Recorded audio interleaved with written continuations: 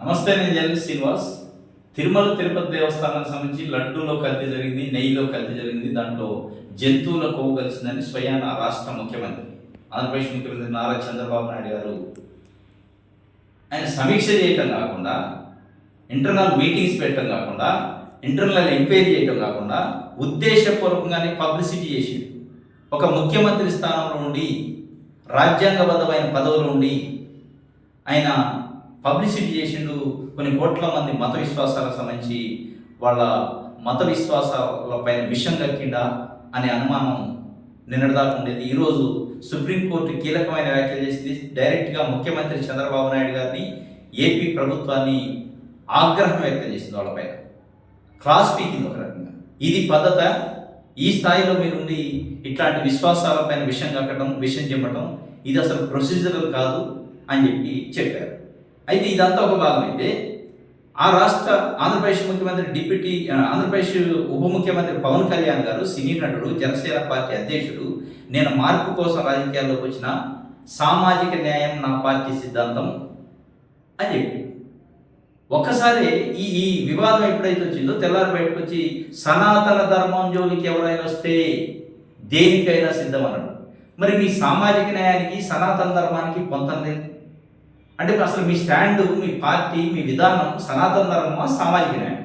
ఒకవైపు సామాజిక న్యాయం కోసం మేము పార్టీ పెట్టినట్టు, ఇంకొకవైపు సనాతన ధర్మం అంటారు.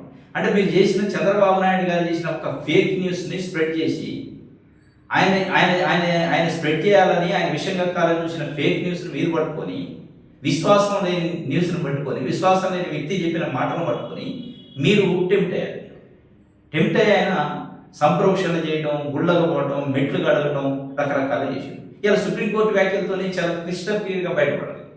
ఆయన కావాలనే ఫేక్ న్యూస్ని స్ప్రెడ్ చేసిండు. దాంట్లో నిజం లేదు, కల్తీ జరగలేదు. కల్తీ జరిగింటే ఇది పద్ధతి కాదు. ఇన్వెస్టిగేషన్ పద్ధతి కానీ, ల్యాబ్ రిపోర్ట్ పద్ధతి కానీ, సెకండ్ ఒపీనియన్ పోకపోవడం కానీ ఇవన్నీ ఉంది. దీంట్లో ప్రొసీజరల్ డిఫెక్ట్స్ చాలా ఉన్నాయి, లోపాలు ఉన్నాయి. ఈ లోపాల కారణం అసలు జరగలేదు కల్తీ, జరిగి ఉంటే ఇది కాదు పద్ధతి అని సుప్రీంకోర్టు డైరెక్ట్గా ఇన్వాల్వ్ అయ్యి సిట్లు గిట్లు కాదు, ఇండిపెండెంట్ ఇన్వెస్టిగేషన్ చేయాలి. దానికి సెంట్రల్ గవర్నమెంట్ కూడా అడిగింది. రేపు గురువారానికి బయటపడి థర్డ్ నాటికి సెంట్రల్ గవర్నమెంట్ ఒపీనియన్ అయింది ఇండిపెండెంట్ ఎంక్వైరీ పైన. ఇది ఎందుకంటే ఒక ముఖ్యమంత్రి ఇంటెన్షనల్గా ఫేక్ న్యూస్ స్ప్రెడ్ చేసింది కాబట్టి అక్కడ యంత్రాంగం ఎంక్వైరీ చేస్తే నిజాలు బయటికి రావు.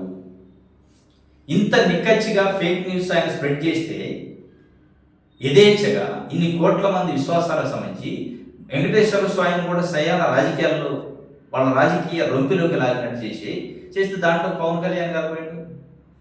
విచిత్రంగా, ఆశ్చర్యకరంగా పోవడంతో పాటు ఆయన మెట్టు కట్టడం, సనాతన ధర్మం అంటూ సామాజిక న్యాయాన్ని పక్కన పెట్టడంతో పాటు రేపు తిరుమల తిరుపతి దేవస్థానానికి ఆయన వెళ్తాడు.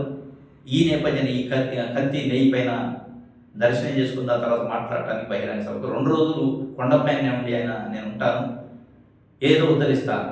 ఇలా ఏం చెప్తారు పవన్ కళ్యాణ్ గారు?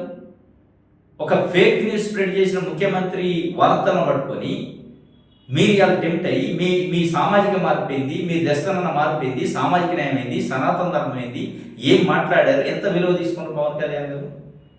ఒక రకంగా ఆయన క్యారెక్టర్ని ఆయన తగ్గించుకున్నారు. ఆయన అభిమానులకు బాధ ఉండొచ్చు, బాధపడవచ్చు, కానీ మీరు కోరుకున్న మార్పు రాజకీయం ఇది కాదు. మీరు మార్పు కోరుకున్న రాజకీయం అయితే, సామాజిక న్యాయం కావాలి అనుకుంటే చంద్రబాబు నాయుడు గారు పట్టుకొని ఆయన మాటలు పట్టుకొని రాజకీయం చేస్తే కాదు. ఆయన ఇంటెన్షన్స్ వేరే ఉంటాయి, ఆయన అంతరార్థాలు వేరే ఉంటాయి, ఆయన మాట్లాడే మాటల వరకు.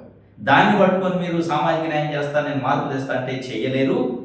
కాబట్టి ఇకనైనా పవన్ కళ్యాణ్ గారు చంద్రబాబు నాయుడు గారి మాటల్ని, ఆయన దర్శకత్వాన్ని, ఆయన డైరెక్షన్ ఫాలో అయ్యి మీరు రాజకీయాలు చేస్తే మీరు పబ్లిక్లో పలచనవుతారు అనేది అలా 5 కోట్ల మంది ఆంధ్రప్రదేశ్ ప్రజలు మాట్లాడుతున్నారు. మరి ఆయన తిరుపతి వెళ్తారా, రేపు ఏం ప్రకటన చేస్తారు అక్కడి నుంచి అనేది ఒక అటెన్షన్. అసలు వెళ్తారా, బ్రేక్ చేస్తారా? ఎందుకంటే సుప్రీంకోర్టు ఒక విధంగా గవర్నమెంట్ మీద అటాక్ చేసింది, ఆగ్రహం వ్యక్తం చేసింది. వీళ్ళు ఎంత నిస్సిగ్గుగా హిందువుల మనోభావాలు, ఆత్మాభిమానానికి సంబంధించి, విశ్వాసానికి సంబంధించిన దాంట్లో దాడి చేశారు. ఒక తెలుగుదేశం పార్టీ మీడియా కరపత్రాలు చేస్తే దాంట్లో పవన్ కళ్యాణ్ కూడా ఒక పావు చెక్క అయిపోయాడు, అడ్డకత్తెల్లో పడ్డ పావు చెక్క అయిపోయాడు, స్మాష్ అవుట్ అయిపోయింది. ఒక రకంగా క్యారెక్టర్ సగం దిగిపోయింది. కాబట్టి రేపు మరి తిరుపతిలో ఏం మాట్లాడతారో చూడాలి. దాని తర్వాత మళ్ళీ 3వ తారీఖు సుప్రీంకోర్టు కూడా ఏం చేస్తుంది, ఏం వ్యాఖ్యలు చేస్తుందో చూడాల్సిన అవసరం ఉంది. చూద్దాం, వెయిట్ చేద్దాం. Thank you.